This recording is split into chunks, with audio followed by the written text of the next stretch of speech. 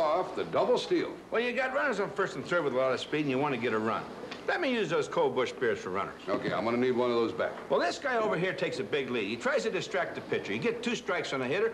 Bang, you send him down a second. The catcher throws through. This guy comes home. You got a run. You're sitting pretty. Yeah, you're sitting pretty, Whitey, but that's my bush beer. They don't call this double steal for nothing.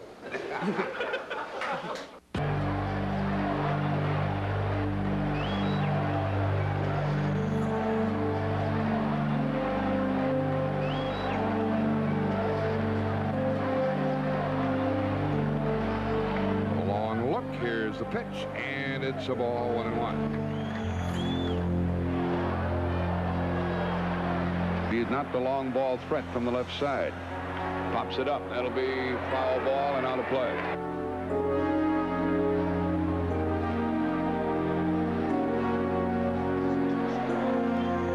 Here's the pitch. Swing and a pop foul, strike 2. And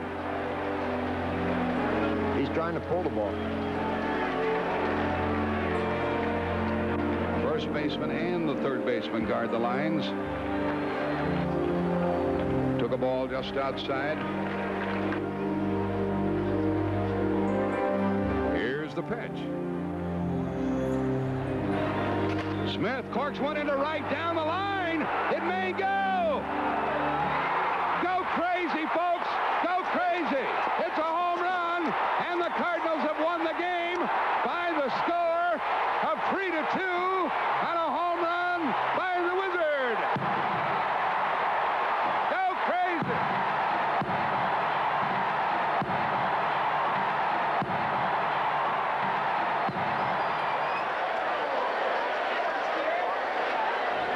We're in the first. The leadoff man walked, and it's 2 balls and a strike to Van Slyke.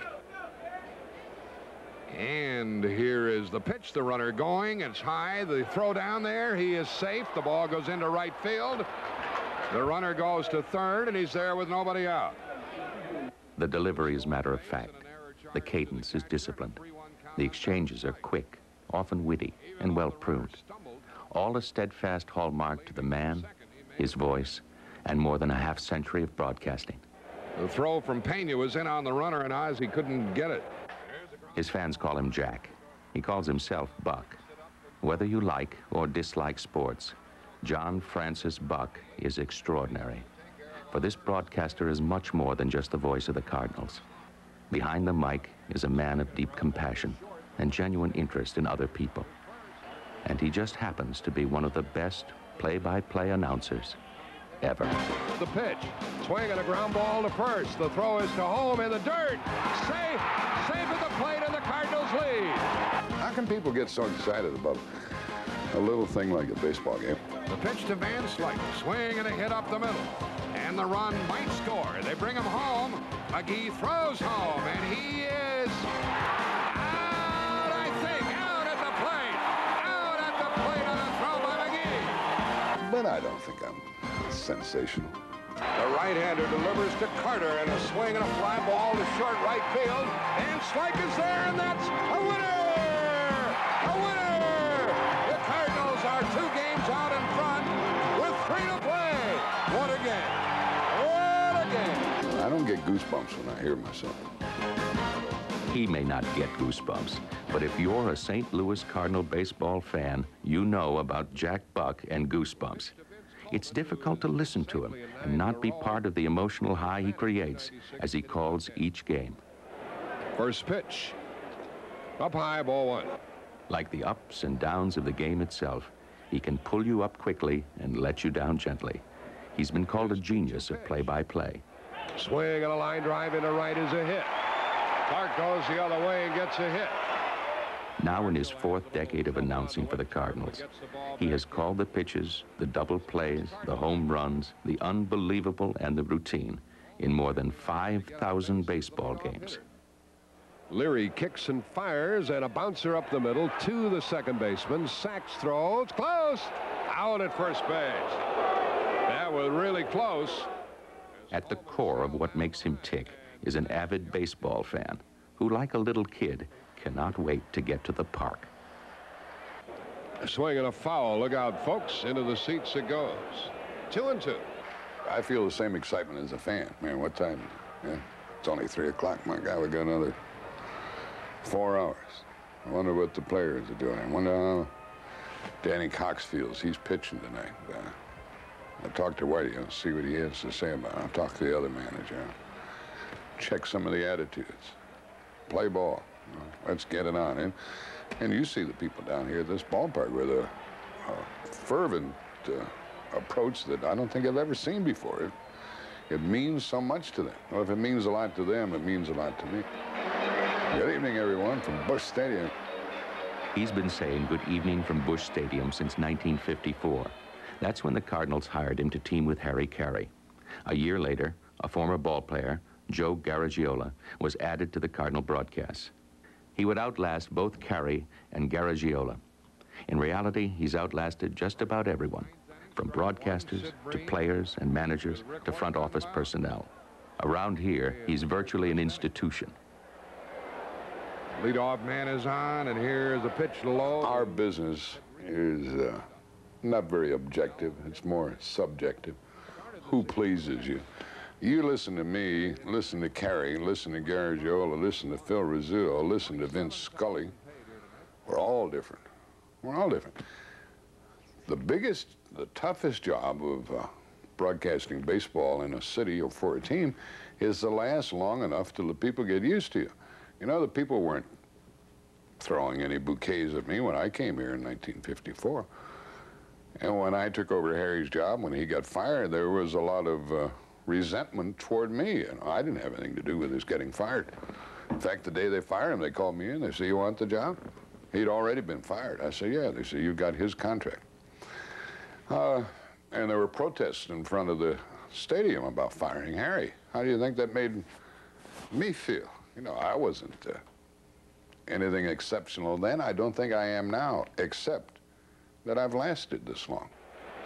Vince has reached base safely in 44 straight. Ball club kind of needs that, don't they, Mike? They look flat. Yep. And run into some good pitching, and that'll flatten you out. And this crowd are really getting into it now. Mike Shannon has been the broadcast partner he's shared the microphone with the most. The partnership and its inherent give and take teamwork is professional. Just about straight away in the outfield. Yet at the same time, the two men are good friends who share the duties of calling each game unselfishly. Line drive over Van Slyke's set. He's a good center fielder, drifts back and hauls it in. One away. I think he looks out for me, and I look out for him. And he wants me to do very well. And I want him to do very well. It's a company. It's a partnership. Three ribbies. Bases loaded, one out, the pitch. Swing and a shot. It's going to clear the bases. Pass first into the corner. Pendleton scores. Oquendo scores. Here comes Pena. And with a pinch triple, John Morris clears the bases and the Cardinals lead 7-1. He hit a bullet past them. There's so many things that make Jack great. He has a great flow about him in a broadcast. He'll go along, and he knows, it just pops in his head, I need to give the score. I need to recap what's going on here. He knows how to change pace in the broadcast. He knows how to lay back. I mean, he's a genius when it comes to this kind of thing. Plus, he has a tremendous mind. I can hear his wheels start to spin, and then I'll look over and I'll see that little grin in his, or that little twinkle in his eye, and I know, uh-oh, here we go. Something's coming up. Now they He hit that one into another zip code, didn't he? I guarantee you, Jack. He has a great ability to place himself in the listener's position. His broadcast style is unique. 2 strikes the count to Clark. He's subtle and sometimes caustic, in time exciting, Curve and a line drive into left field. understated and bold, constant and yet unpredictable. Tying run scores, and the bases are still loaded. He gives his listeners what he thinks they want to hear. An American pastime. A game called baseball. And there's a drive to deep right center field. Way back, home run. The throw to the plate, and they get him. He is safe, and it's 3-0.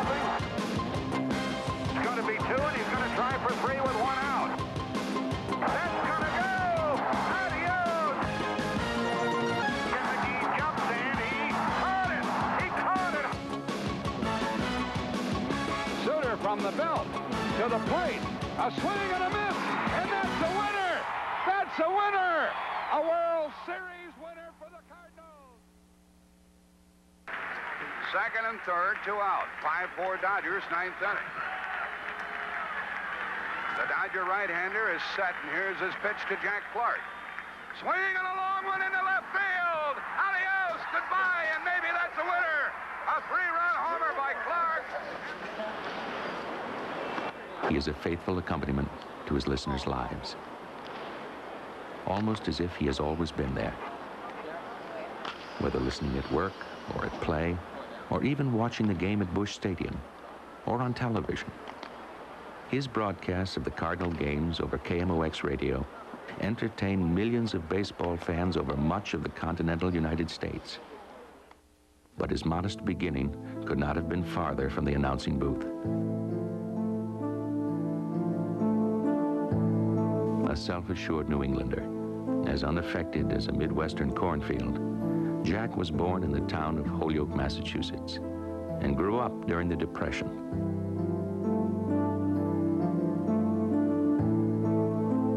It was a time when you were never quite sure whether there would be dinner on the table, when radio was still a half-baked mystery, and when summers were for one thing and one thing only: playing baseball.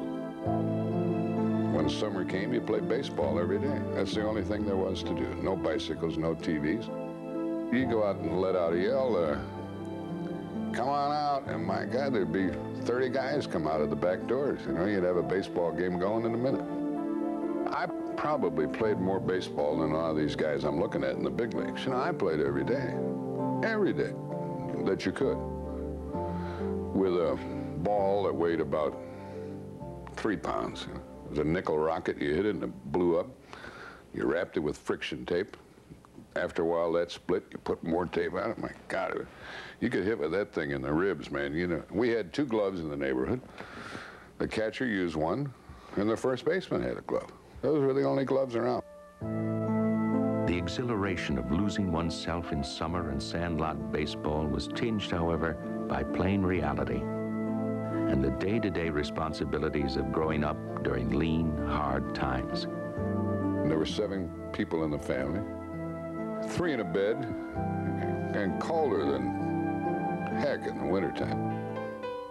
Got 3 pairs of shoes a year, a pair of tennis shoes in the summer, a pair of high cuts in the winter, you know, with the jackknife in the side. Man, that was really something. And then at Easter, we got another pair of shoes, and the tennis shoes lasted all summer, no matter who you were or what you did, and the sole was always flapping on them, and there were holes in your socks from running on your socks. Oatmeal for breakfast, soup for lunch. Saturday night was wieners and beans and baking powder biscuits. And Sunday was the big meat day, leg of lamb. I have never, ever ordered a leg of lamb since then. But family responsibilities did not deter the young man from baseball. The sport had already dug its heels into his heart. I dreamed of becoming a baseball player, I guess. Jimmy Fox was my hero. He played for the Red Sox. I went out and saw the All-Star game with my brother in 1935, and Jimmy Fox hit a home run that landed about 4 seats away from me. Later, when I was about 14 or 15, I used to listen to broadcasts, and I used to say to myself, I can do better than that, which is really audacious, isn't it, for a kid 15 years old? I said, I could do better than that. His father's job as a railroad auditor moved the family to Cleveland in the 1930s. High school, part-time jobs delivering newspapers, packing ice cream, and working as a car hop in a drive-in didn't leave much time for baseball. By the time he was 17, he was working the iron ore boats on the Great Lakes. It was a heck of a life for a kid, 17, 18 years old. I was a porter, and then I was a night cook and baker. I used to bake for 30 guys, pies and cakes. I was pretty good, too. Then I was a deckhand, and then I found out that I was colorblind. Had I not been colorblind, I probably would have stayed on the water all my life. During World War II, he left the rhythmic life of the lakes he loved so well for the Army. Duty took him to Europe, where he was wounded shortly before the war was over. Then it was back to the States for this veteran, and back to work. I had a good job after the Army. I was oiling on a crane after trying a lot of other jobs, riveting and assembly lines. On the crane, I was making about $5.50 an hour. They were tough jobs to get, and I was learning how to operate the crane. I was an oiler. And we were setting steel for the most part, and I'd get in that cab, and those iron workers would come down off of there like monkeys, man. They said, oh, we could get one of those steel beams going, you know, you can do a lot of damage with it. But every job I tried, I said, man, this is not any good.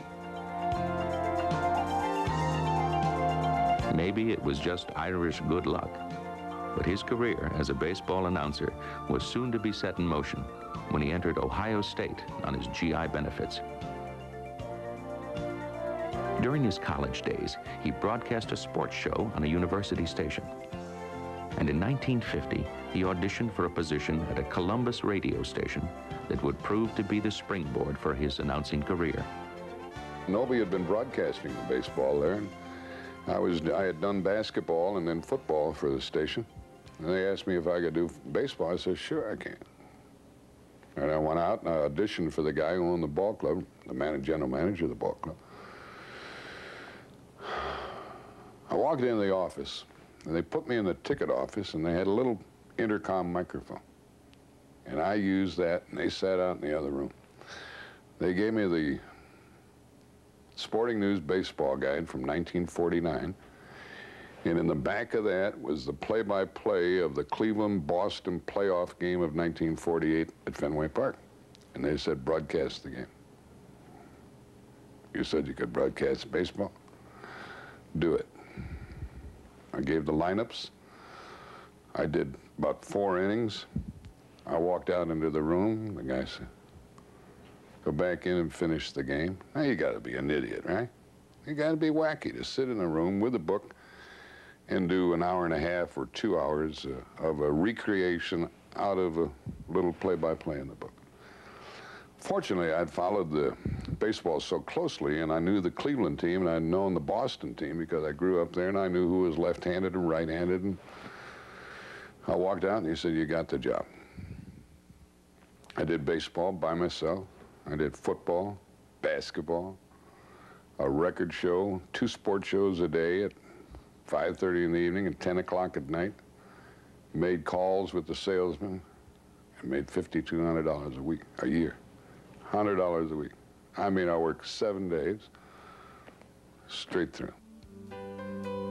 The road was not a direct one. He was sidetracked by jobs, responsibilities. But the lifetime of experience reflected in his voice confirms that it was all part of the plan. We didn't have a radio in our house. There was a crystal set. And Dan Hickey was my uncle, so when there's a championship fight, we'd all go upstairs. There'd be 13 kids around him, and he'd be listening on the earpiece and giving a blow-by-blow to us of the Jimmy Braddock fight or the Max Schmeling fight or one of the old-timers like that. And I tell people he was the first play-by-play announcer I ever knew. My uncle with the heads smoking Marlboro cigarettes and coughing to the point where he couldn't talk. And then when the fight was over, I'd run downtown in Holyoke to get the extras of the Holyoke transcript, which cost 2 cents at that time, but the extras sold for a nickel. Then you try to be the first guy back out into the neighborhood. And I kind of think that's how my voice got like this. Extra, extra, read all about it, man. You could hear me all over the neighborhood. And later, when I was selling newspapers on the corner, helped develop my voice. At your 7th race final, press, stocks, and sports. You could hear me all. Then later in the Army, when I was a drill instructor, I was good. I was good, man. You could hear me all over that parade ground. I used to drill the battalion on Saturday morning. Now I used to go, battalion, right shoulder, and that's about 70%.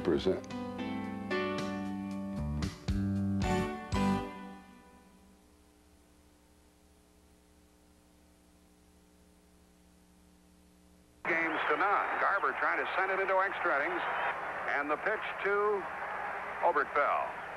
Swing and a shot to right center field. Butler's on the move. He cannot get it, and the winning run scores.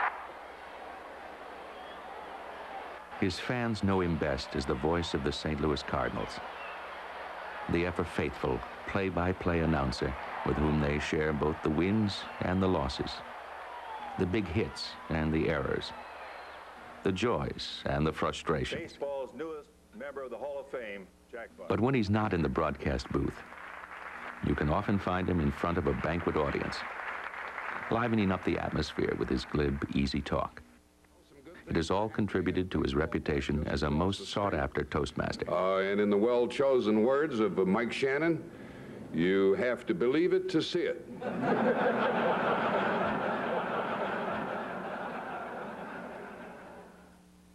But his calm demeanor in front of audiences took years to perfect.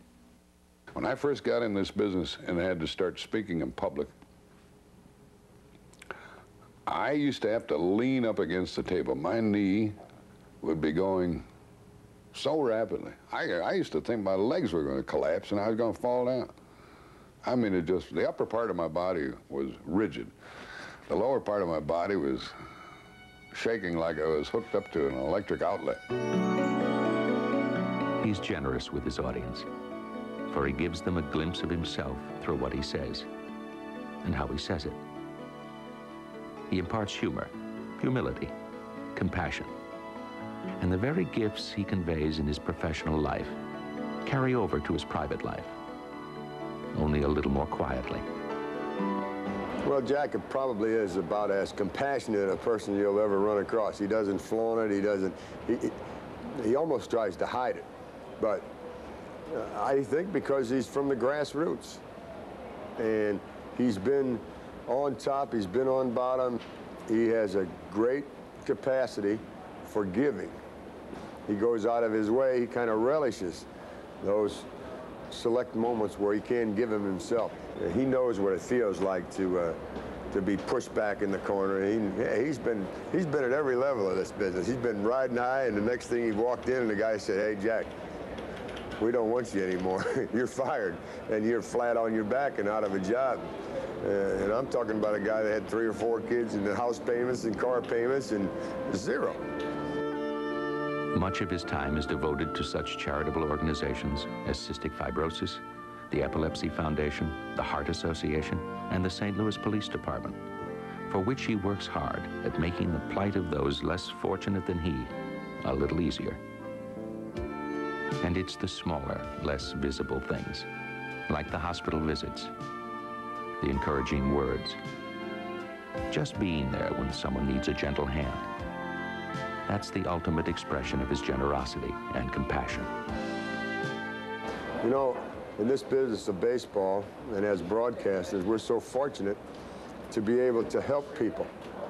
A little kid that's never seen a game, or get him an autographed ball, or take him into the dugout, or like Jack's good friend Mike Fry to come out to the ball game.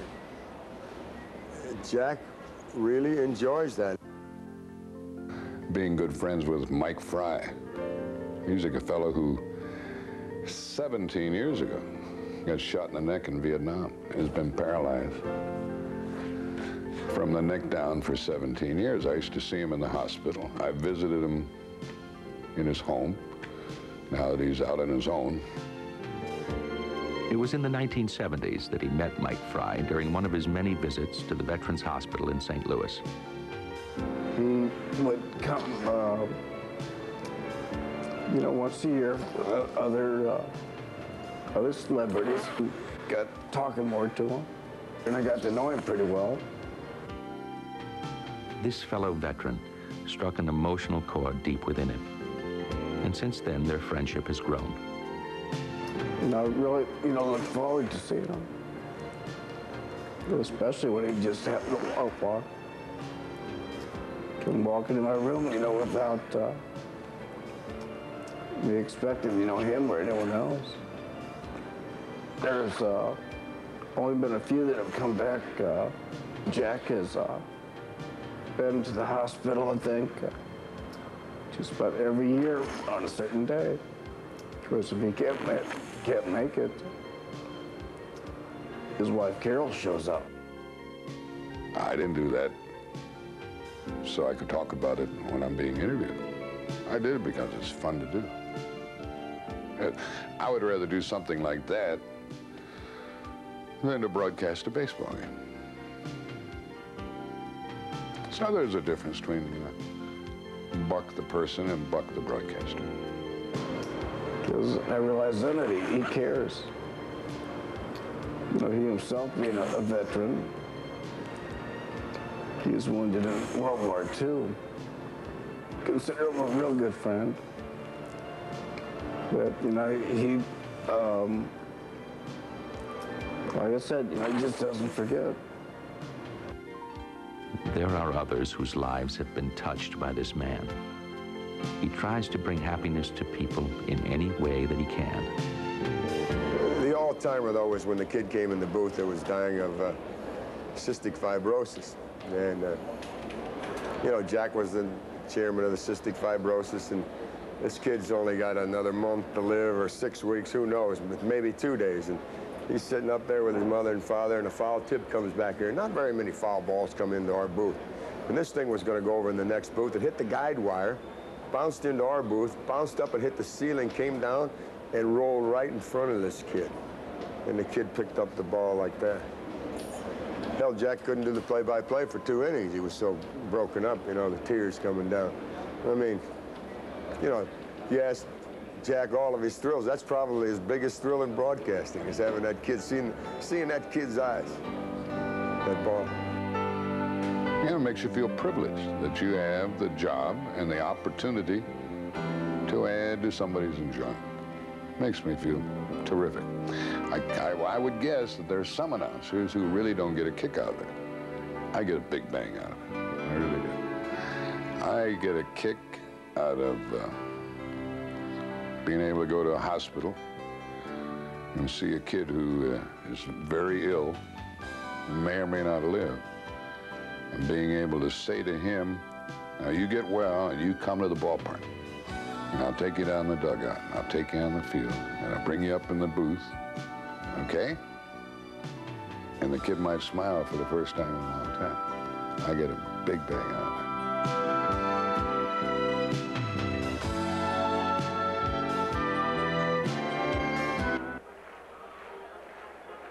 Hooting and hollering, and here's the pitch to Whitfield. Swinging a line drive into left, and Coleman races to it. Back at the wall. It's going to be over his head, off the wall. Coleman, a great play, throws to second. Could get him. He is out! Out at second base! This seasoned announcer has come a long way since moving through the ranks of radio, then television in Columbus, and the Cardinal Farm Club in Rochester, New York. Now as play-by-play announcer for the team, he has found his niche through the unpredictable and alluring game of baseball. I think that the baseball season gets into your bones during the season. If you're a baseball fan, if you get hooked, that's the beauty of it. That you're focused right in on the game, getting a bad neck like the announcer upstairs, and nothing else bothers you. His broadcasts wind themselves around the game. The give and take of a double play, the subtle tension of a long fly ball. And when a play snaps that tension, the voice follows right along. A constant, colorful reflection of what is happening on the field. Many years ago, I did some telecasts of the Cardinal games. I guess it was the best reception that I had had. I was written up in the New York Times and the Sports Illustrated magazine, the New Yorker magazine, Ring Lardner and other people, the telecast which I was doing by myself. And Lardner wrote, if there's one problem, it is that he doesn't have style. Well, I kind of think longevity has taken care of that, because people know what to expect when they tune in. I hope they hear some excitement, some knowledge, some humor. Oh, You know, some wry comments, some caustic comments. I kind of think that because of the years, I have developed a style, but it's not been a conscious one. It's not a holy cow. It might be, it could be, it is. I think the way I broadcast is the way I wanted to broadcast. Pre-game preparation is much like his straightforward approach. Lay a solid framework of facts and knowledge, but leave plenty of room for spontaneity. I read the morning paper and I see the results. I look at the box scores, the line scores. I see who's doing what. I'm always at the ballpark early. You know, the game's at 7:30. I'll be there 5:30, 6 o'clock at the latest. I really feel uncomfortable if I get there any later than that. And I'll do my 2 pregame shows, and I'll talk to Whitey. I'll talk to some of the players.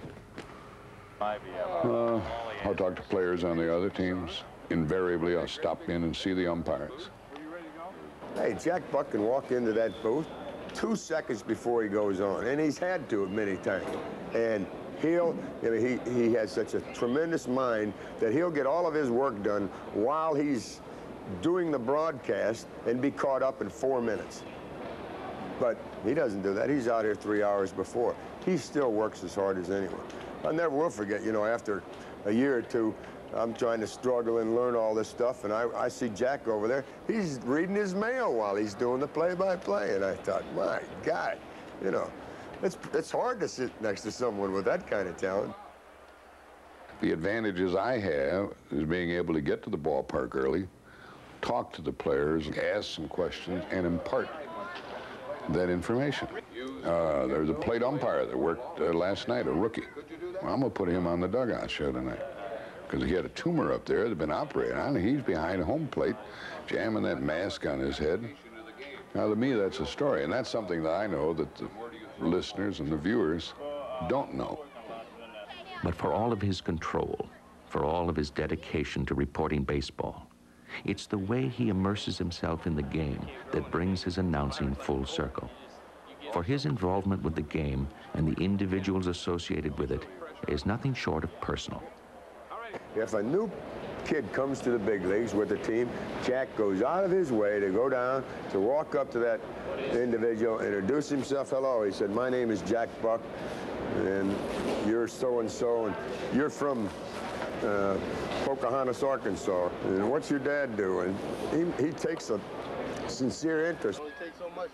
That's part of the Jack Buck rite of initiation. A warm, sincere attempt to ease some of the pressure of playing in the big leagues.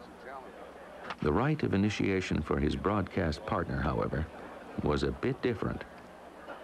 I remember the first day. It was in spring training, I guess 1972. And my first game down there, and I had a third baseman by the name of Bavacqua. It looked like an eye chart. I didn't want to pronounce it myself, so I waited till Jack got there, and I showed him the name. I said, how do you pronounce this name? He said, Bavacqua. So I went over in the corner. I'm practicing Bavacqua. And Jack opened it, and he said, good afternoon, everyone, so forth and so on. He said, I'm here with Mike Shannon, and this is our first broadcast, and Mike's favorite player is here today, right? Mike, what's his name? And that really typifies Jack. He'll do everything in the world to help you, but he also will throw you to the fire. Over his broadcast career, he has seen thousands of players play the game. The Bavacquas, the Joneses, the Jablonskis, and the Browns. And of course, Musial, Mays, Aaron, Brock, and Gibson. He's seen them fail. He's seen them succeed. And in their successes, he has molded the memories of great times in the sport he loves the most. When I first joined Harry Carey in 1954, one Sunday in May, Musial hit 5 home runs. I thought, what the heck, man? This go on every Sunday here in the big league? And then Gibson's no-hitter. I cried. He had done everything. He was so good. He was the best. And he had done everything, championship games, World Series games, strikeout records. And he never had a no-hitter, and it happened one night in Pittsburgh. And no-hitters are fun because you can feel it, see it, and you can't rush it. It's either going to happen or it isn't. It became a big part of it, you know, and I cried when he pitched a no-hitter. And then the Brock thing. The Brock thing. Cardinal great Lou Brock was on the verge of breaking the record for the most stolen bases in a season. 105 would set the record. He had 103 stolen bases. He had to get on base. He had to try to steal. He had to steal the base. And all the people watching and everybody trying to keep him from doing it. He got 104. He got 105. Line drive, there it is! Into left field! The exciting moments are important to him, and he doesn't forget how important they are to others as well. For it's his generous capacity for sharing the good times that makes him the man that he is. You know, when they won in 64, 67, 68, Harry was here. That was his baby. And Harry didn't enjoy it if I was on the microphone when something big happened in a big game. But later when he was gone and we won in 82, and then in 85, those were not mine, but ours. I've always made it a point to let the guy I'm working with broadcast the last inning of a meaningful game or do the last outs of a no-hitter or something. Because Harry never let me do it, which was all right. He had to do it. I don't have that same sort of temperament. And so, the Brock thing. There was a moment in the booth the fans never knew about. His broadcast partner was behind the mic for the record stolen base. I was doing the play-by-play when Brock was about to break the record. And I said, okay, I want you to come in. He said, no, you're doing it. And I said, no, I refuse to do it. I said, big boy, I'll see you later. And I walked away. Jack's been here since day one with Lou Brock. He saw him steal every base he ever stole. And, you know, that's, to me, that should be Jack's honor. Brock takes the lead. Ruthven checks him. He is going. The pitch is a strike. The throw, he is there. He did it. 105 for Lou Brock.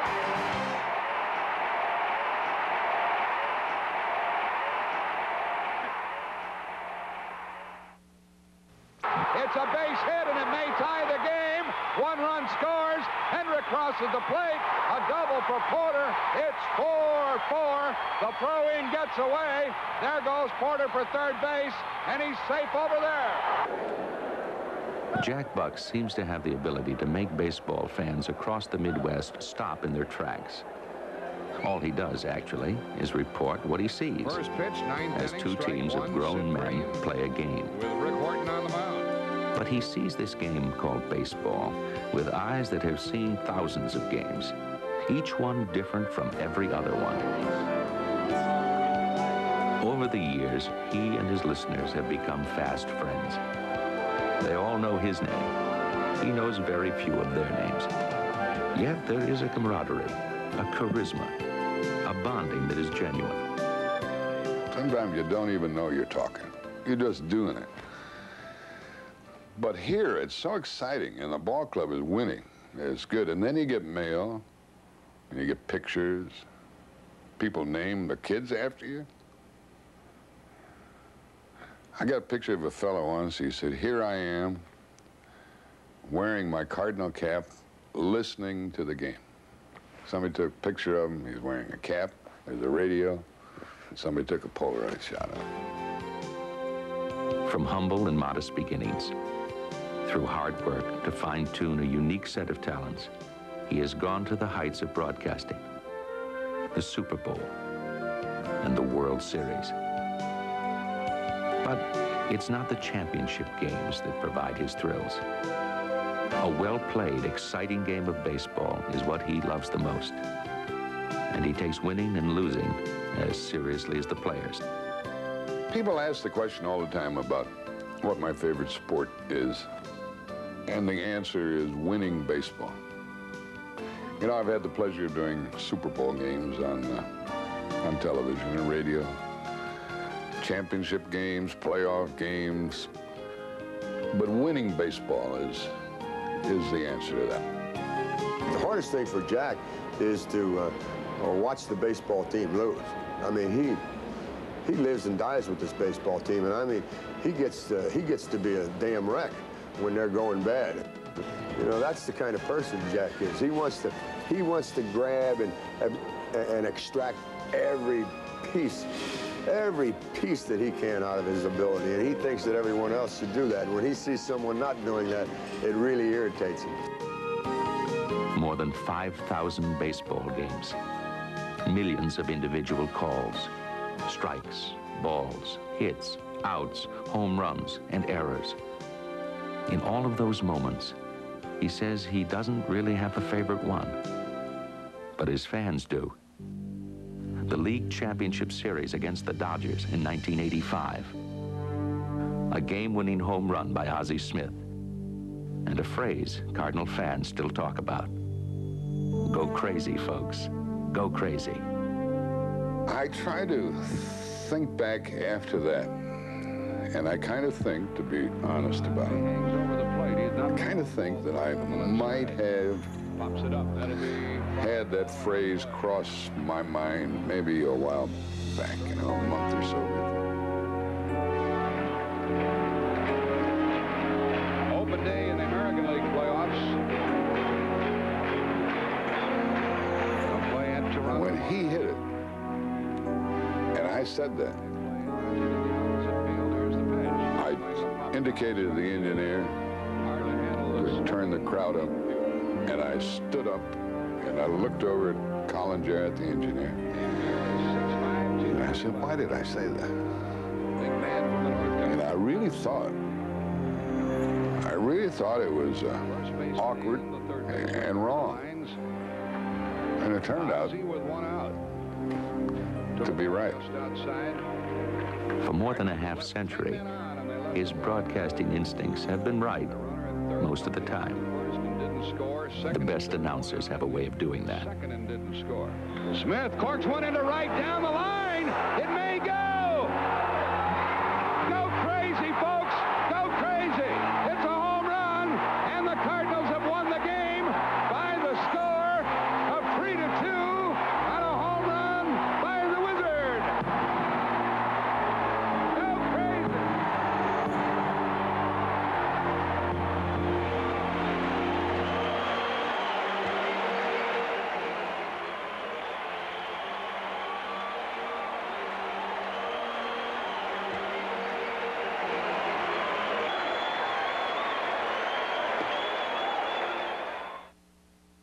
Take you a week to come back.